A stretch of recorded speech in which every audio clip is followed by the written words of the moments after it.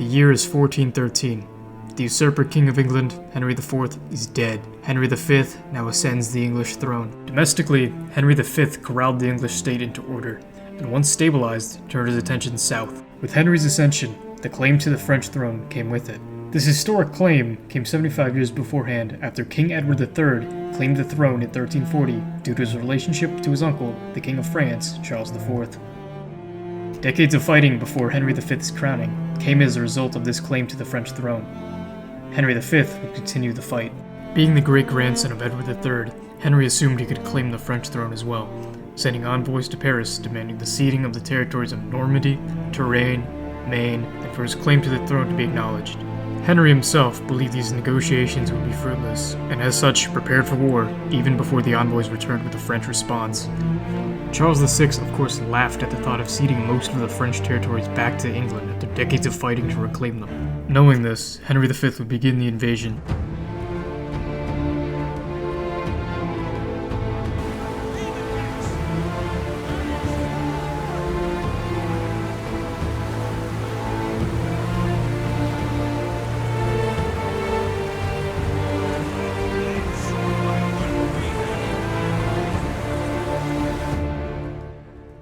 On the 7th of August, 1415, Henry set sail for Normandy with a fleet of 1,500 ships and roughly 12,000 soldiers.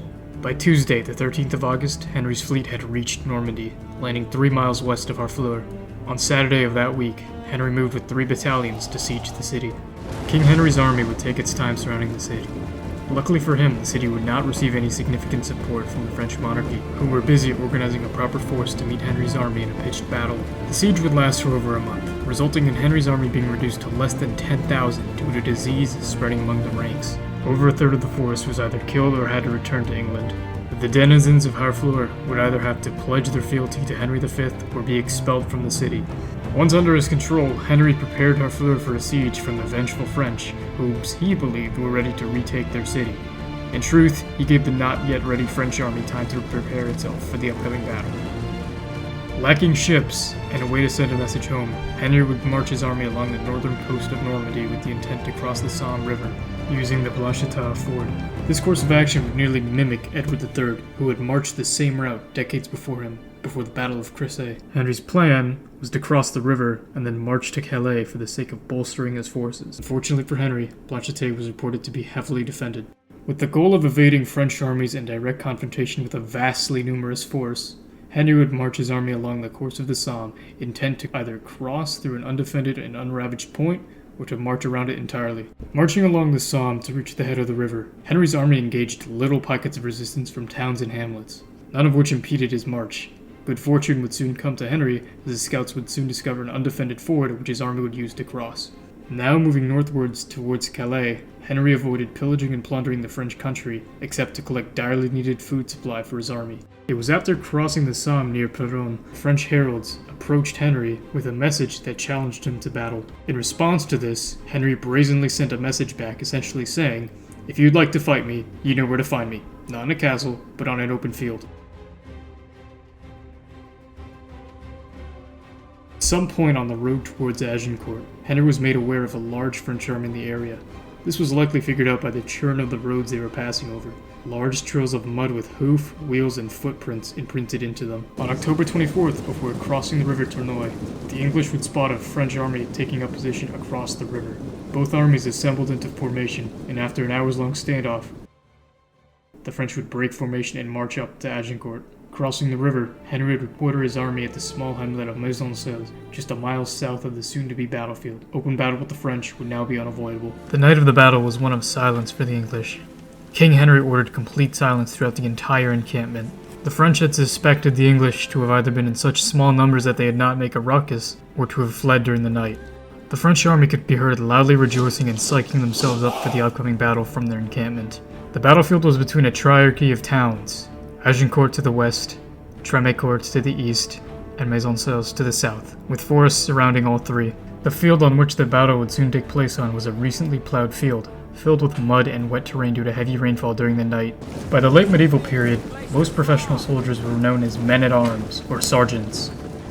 Men-at-arms were classified as soldiers, usually non-noble, but armed like a knight. The difference between a man-at-arms in 1415 and one from 200 years earlier was the heavy usage of plate armor. Most men-at-arms who could afford an entire set of armor would be covered from head to toe in metal plates. Their head would be protected by a metal helmet which would cover the entirety of their head, usually with a visor which could be flipped up.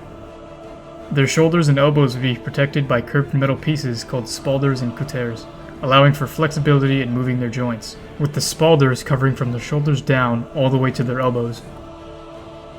The knees would be protected by a pauline, a plate which curved around the knee and usually extended down the leg towards the ankle, guarding the shin. Falds would cover the lower half of the body, from the waist down all the way to the groin. The hands, wrist, and arms would be covered by a gauntlet, a metal glove which would usually extend from the hand all the way down to the elbow. Greaves would protect the legs, while also allowing for some limited mobility. The rest of the body would be covered in a variety of armor plates to protect their other vital areas, around the neck, feet, and ankles. When thinking of medieval warfare, most think of knights only using swords. In actuality, thanks to the large usage of full armor, most soldiers would use maces, warhammers, and polearms, like poleaxe, options which provided easier ways to penetrate or damage the metal armor. To obtain armor, most medieval soldiers usually just purchased armor at a blacksmith. Others would inherit it from their forefathers, and some would loot it from previous battlefields. The English longbowmen, specifically at this battle, would be barely armored, wearing at most a steel helmet covering a chainmail coif, with a leather-padded shirt and a cotton hosen. These archers would be armed with longbows, a Welsh invention which allowed the archer to loose arrows at a much larger distance with much more penetrating power. In the early morning light, Henry V's army assembled themselves in a long line, spanning from the forest nearest to Agincourt to the one closest to Tremacourt. With stakes and spikes mounted in front of them, the English line was barely prepared and did what little they could to fend off an entire French attack. Henry V would position his 7,000 archers on the flanks, in between his men-at-arms, and in the woods, put his main body of around a mere 1,500 men-at-arms in the center. Due to his lack of numbers, their entire formation would be one line thick. The right side of his formation would be commanded by Edward, the Duke of York. The left side would be under command of the knight Sir Thomas Camoys, and the center would be under the command of the king himself, leading from the front line. Having a large contingent of archers, the rest which would not be able to fit along the line would all go on the flanks within the forests. They were led by Sir Thomas Erpingham. To further ensure the safety of his archers, Henry would place additional stakes and caltrops around the archers along the flanks to impede any cavalry charges at them. Across the field, the French took their time setting up their 20,000 strong army. The French force would be under the dual command of Constable Charles d'Elbret and Marshal Boucicaut. Although the king did task them with leading this army, both men were lowborn, meaning they were outranked by the nobles present in the army. Despite this, d'Elbret and Boucicaut assembled their army into 3 lines of infantry, comprised of armored knights and men-at-arms. The first and second lines would contain most of the French's highest-ranking knights. A line of archers and crossbowmen would make up the rearmost line, kept in reserve and would not see any fighting throughout the battle.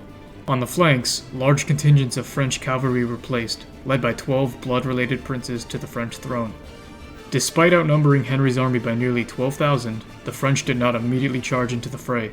Instead, much to the dismay of the glory-driven nobles and knights who were present at the battle, they would wait for the English to make the first move. Realizing that the French were not going to make the first move, Henry ordered his entire line to reposition themselves closer to the French. Uprooting the stakes and caltrops, the entire English army would once again deploy themselves and their defenses. They then immediately began loosing arrows on the guarding cavalry. This storm of arrows panicked the cavalry units, and the nobles in charge assumed the battle had begun. These nobles then ordered all of the cavalry to charge at the English line. Suspecting this, Thomas Erpingham had all the archers in the entire English army knock and draw their arrows as the cavalry charged. Finally, as the cavalry reached the English line, Erpingham gave the order to loose. Thousands of arrows were shot at near point-blank distance towards the charging cavalry, striking horses, sending men flying, killing hundreds of men-at-arms and horses alike. The less than 100 remaining that managed to make it through would be trapped against the sharp stakes and were subsequently massacred.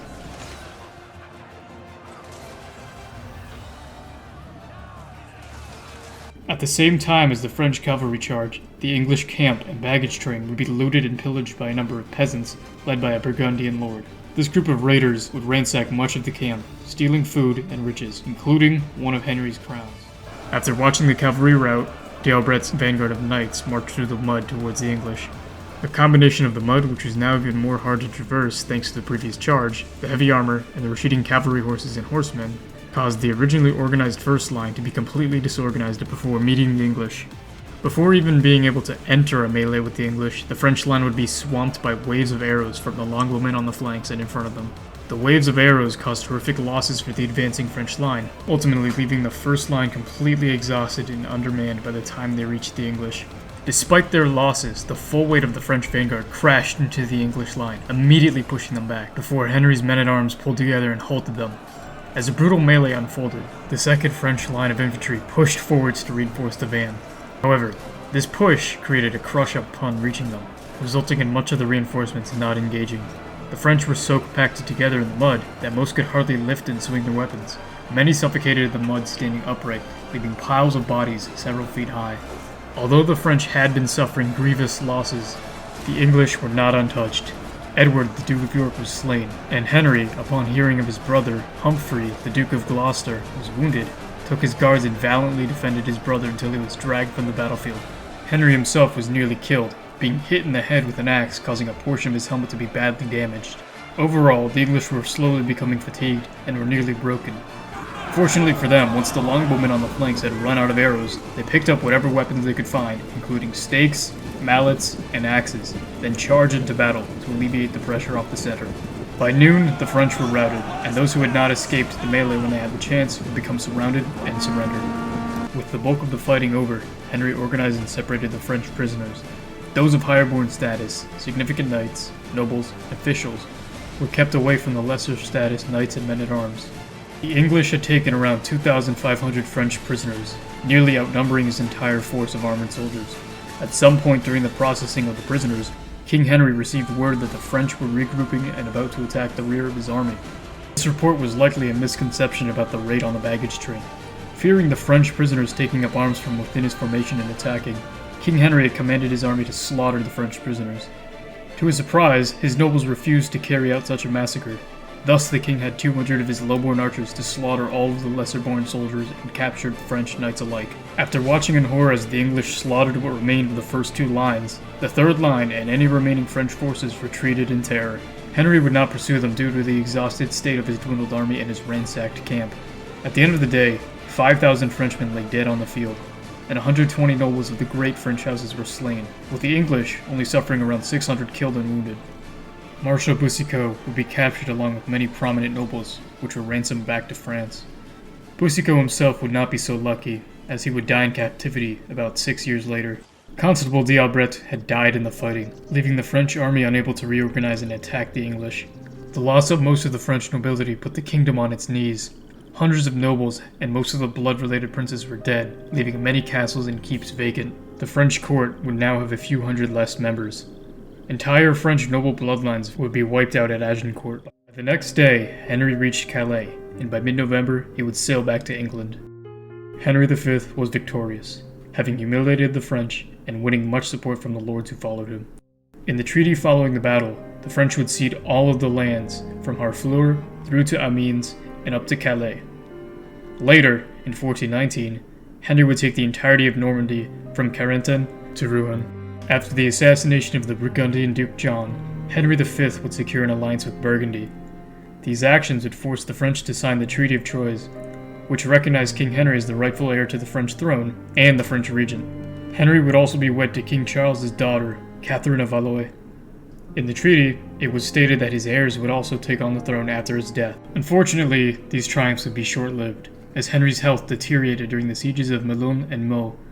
Aged 36, Henry died of dysentery at the Chateau of Vincennes in 1422. Today, Agincourt is remembered as one of the greatest underdog tales in warfare. How a numerically outnumbered and arguably outskilled army managed to triumph after all the odds were stacked against them. Despite being a total victory for the English, the Battle of Agincourt would not end the 100 Years' War.